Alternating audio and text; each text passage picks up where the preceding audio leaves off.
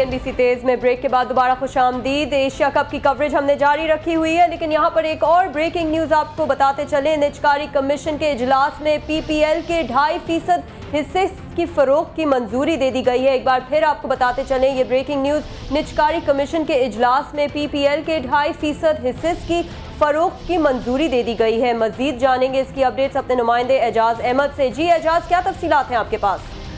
जी, काबीना की निजकारी कमेटी का इजलास आज हुआ, जिसमें तमाम काबीना के वो तमाम वज़रा जो निजकारी से भी मुतालिक हैं और इकॉनमी से मुतालिक मुख्तलिफ वजारतों की सुनवाई करते हैं, जिसमें नवीद कमार, डॉक्टर अब्दुल हफीज शेख भी शामिल हैं, भी शरीक हुए। इजलास में फैसला किया गया है कि पीपीएल के जो हिस्से फरोख्त के लिए पेश किए जाएंगे, लेकिन उसमें सबसे जो अहम फैसला है वो ये उसके तहत ये हिस्से अवाम को फरोख्त के लिए पेश किए जाएंगे, ताकि अवाम कौमी अदारों में हिस्सेदार बन सकें और कौमी अदारों को जो जिनकी हालत दिगरगू होती जा रही है उन्हें बेहतर बना सकें। और इस हवाले से एक सब कमेटी कायम कर दी गई है जो हिस्से कितने होंगे और उनकी मालियत कितनी होगी और उनकी रेफरेंस प्राइस क्या होगी उसके बारे में फैसला करेंगे। ताहम जो इब्तदाई रेफरेंस प्राइस रखी गई है वो ₹1.68 रखी गई है। जी, बहुत बहुत हमारे नुमाइंदे में बता रहे थे, निजकारी कमीशन के इजलास में पीपीएल के 2.5% हिस्से की फरोख्त की मंजूरी दे दी गई है। बहुत बहुत शुक्रिया एजाज अहमद।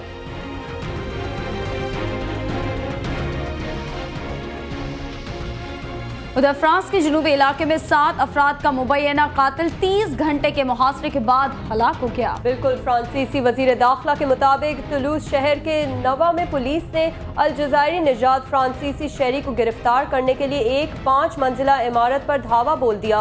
पुलिस कमांडोज के अपार्टमेंट में दाखिल होने पर 23 साला मोहम्मद मीरा ने अंधाधुंध फायरिंग कर दी और गिरफ्तारी से बचने के लिए गुस्ल खाने की खिड़की से छलांग लगा दी।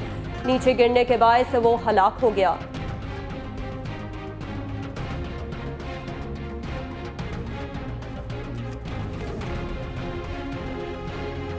खबर आज़म अफ्रीका के मुल्क माली में सदारती महल पर हमले के कई घंटे बाद बागी फौज ने मुल्क का कंट्रोल संभाल लेने का ऐलान कर दिया है। बागियों ने जुमेरात की सुबह सरकारी टीवी पर आकर कर्फ्यू का ऐलान करते हुए आइन भी मुअत्तल कर दिया। बागी फौजियों ने खुद को मुल्क में बहाली, जमहूरियत और रियासत की तंजीम नौ की कमेटी करार दिया। फौजियों के तर्जुमान का कहना था कि उन्होंने एक नाअहल हुकूमत का खात्मा कर दिया है। ताहल मुल्क के सदर की जानिब से कोई रद्द-ए-अमल सामने नहीं आया। माली के मुनहरिफ फौजियों ने बुध के रोज बगावत का ऐलान किया था, जिसके बाद उनकी हुकूमत के हामी फौजियों के साथ मुसल्लह झड़पें भी हुई।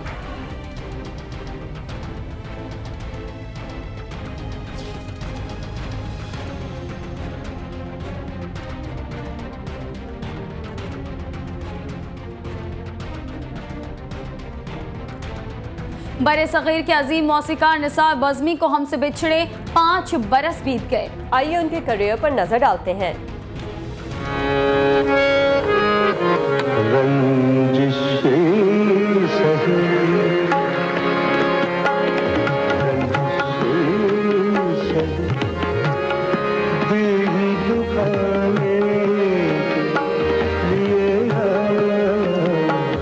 रंजिश ही सही, दिल ही दुखाने के लिए आ और कई लाजवाल धुनें पाकिस्तान फिल्म इंडस्ट्री को देने वाले मौसीकार निसार बज़मी की आज 5वीं बरसी है। पाकिस्तान फिल्म इंडस्ट्री के नामवर मौसीकार निसार बज़मी 1924 में मुंबई में पैदा हुए। मशहूर भारतीय मौसीकार उस्ताद अमानत अली खान से मुतासिर निसार बज़मी ने 13 साल की उम्र में ही कई रागों पर उबूर हासिल कर लिया था। 1962 में पाकिस्तान आए और बस यहीं के होकर रह गए। निसार बज़मी को गज़ल की गायकी के लिए दरकार नीम क्लासिक की धुनों से लेकर फोक और यूरोप म्यूजिक की धड़कती फड़कती कंपोजिशन तक हर तरह की बंदिशों में कमाल हासिल था। वो आसान से आसान और मुश्किल से मुश्किल धुनें बनाने में कमाल रखते थे। शायद यही उनकी वजह शोहरत बनी। जिंदगी की राह में टकरा गया कोई, जिंदगी की राह में एक रोशनी अंधेरों में बिखरा गया कोई, जिंदगी की राह में। 1966 में फिल्म लाखों में एक के लिए दी जाने वाली मौसीकी ने उन्हें पहचान दिलाई और उनकी मकबूलियत का सबब बनी। निसार बज़्मी को कई दफ़ा अवार्ड हासिल करने का शर्फ भी हासिल हुआ। 22 मार्च 2007 को 83 साल की उम्र में निसार बज़्मी खालिक हकीकी से जा मिले। मौसीकी की सूरत में शायकीन को दिया हुआ उनका तोहफा हमेशा उनकी याद दिलाता रहेगा।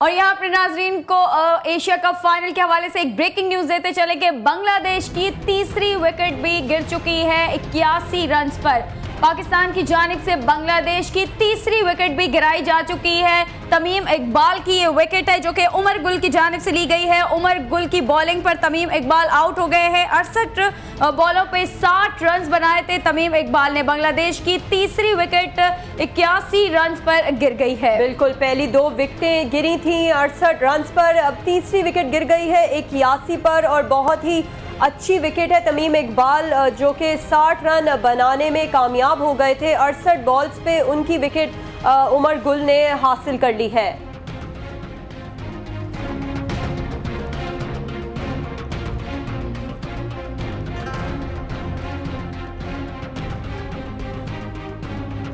पाकिस्तान और बांग्लादेश का एशिया कप फाइनल जारी है। बांग्लादेश की बैटिंग जारी है। पाकिस्तान की जानिब से तीसरी विकेट गिराई जा चुकी है।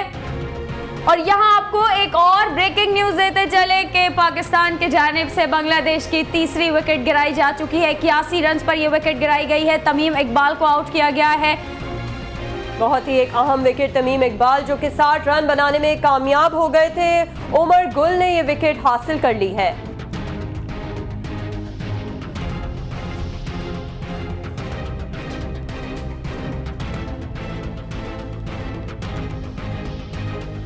और यहाँ आपको एक और ब्रेकिंग न्यूज देते चले कि ऐवान सदर कराची की सूरत हाल पर इजलास तलब कर लिया गया है। भत्ता माफिया के खिलाफ कार्रवाई सदर जरदारी खुद मॉनिटर करेंगे। इस अहम तरीन खबर से आपको एक बार फिर आगाह करते चले कि ऐवान सदर में कराची की सूरत हाल पर इजलास तलब कर लिया गया है। भत्ता माफिया के खिलाफ कार्रवाई सदर जरदारी खुद मॉनिटर करेंगे। इसकी मजीद क्या तफसीलात जानेंगे अपने नुमाइंदे एजाज अहमद से। एजाज, सदर जरदारी खुद इस सूरत हाल को मॉनिटर करने जा रहे हैं भत्ता माफिया के हवाले से, क्या तफसीलात है आपके पास? फरा ये इजलास 2 रोज कबल होना था, लेकिन गवर्नर सिंध की मसरूफियात के बायस से आज मुनक्किद हो सका। इजलास में सदर देश की सदारत सदर आसिफ अली जरदारी ने खुद की उनके अलावा वजीर दाखिला मेहमान मलिक, गवर्नर सिंध डॉक्टर इशरत रिबाद, वजीर आला सिंध सैयद कायम अली शाह और वजीर दाखिला सिंध के अलावा होम सेक्रेटरीज और IG सिंध भी शरीक हुए और चीफ सेक्रेटरी सिंध भी शरीक हुए। इजलास में सदर आसिफ अली जरदारी ने ये हिदायत की है कि भत्ता माफिया हो गया जराइम पेशा अनासर, ये पाकिस्तान और कराची के दुश्मन है और हुकूमत इनसे सख्ती से निपटे। सब की हिदायत की है कि ऐसे तमाम अनासर जिनका ताल्लुक भत्ता माफिया से है या जराइम पेशा गिरोह से है, वो कराची में किसी भी जमात की सरपरस्ती हासिल करते हैं तो उस बात को भी रोका जाए और उसके ऐसे अनासर के सियासी सरपरस्तों को भी सामने लाया जाए ताकि उनके खिलाफ भी कार्रवाई हो सके। सदर ने ये कहा, वज़ीर दाखिला सिंध को हिदायत की है कि वो खुद कार्रवाई की निगरानी करें और उन्हें रोजाना की बुनियादों पर रिपोर्ट करें। सदर ने ये कहा है कि इत्यादियों के तमाम खदशात दूर किए जाएंगे और भत्ता माफिया के खिलाफ और पेशा अनासर के खिलाफ खास तौर पर टारगेट किलिंग और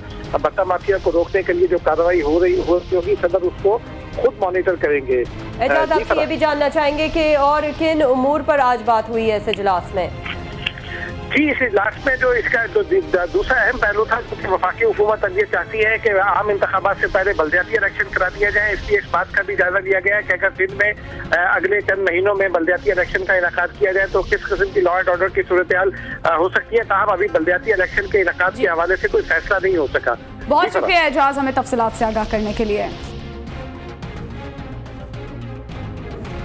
उधर मॉस्को में जारी फैशन वीक में मॉडल्स ने मौसम गर्मा और खज़ा के दीदा ज़ेब मलबूसात की नुमाइश की। आइए आपको पैकेज दिखाते हैं।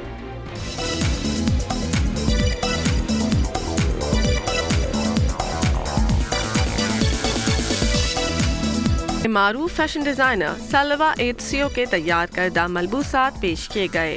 सलवा को रूस में फैशन के बानी का दर्जा हासिल है। इनके दीगर हम असर उन्हें फैशन इंडस्ट्री का गुरु कहते हैं। फैशन शो के शुरका के मुताबिक रूस में फैशन इंडस्ट्री तेजी से तरक्की के मदारिज तय कर रही है और यही वजह है कि अब रूसी डिजाइनर्स आलमी मार्केट में अपनी शनाख्त कायम कर चुके हैं। फैशन वीक 25 मार्च तक जारी रहेगा। और मलिका शेरावत और राखी सावंत के बाद अब करीना कपूर भी बोल्ड सीन्स में नजर आएंगी। बॉलीवुड की अदाकारा करीना कपूर हिदायतकार मधुर भंडारकर की फिल्म हीरोइन में बोल्ड किरदार में दिखाई देंगी। करीना कपूर ने मुंबई के 7 स्टार होटल में अदाकार अर्जुन रामपाल के साथ बोल्ड सीन अक्स बंद करवाए हैं। इस मौके पर होटल का पूरा फ्लोर बुक कराया गया था, जबकि अक्स बंदी के मौके पर हिदायतकार, DOP और चंद कैमरामैन ही मौजूद थे। इन मनाजिर को इंतहाई खुफिया रखने का बंदोबस्त करीना की ख्वाहिश पर किया गया ताकि वो अक्स बंदी के दौरान खुद को रिलैक्स महसूस कर सकें।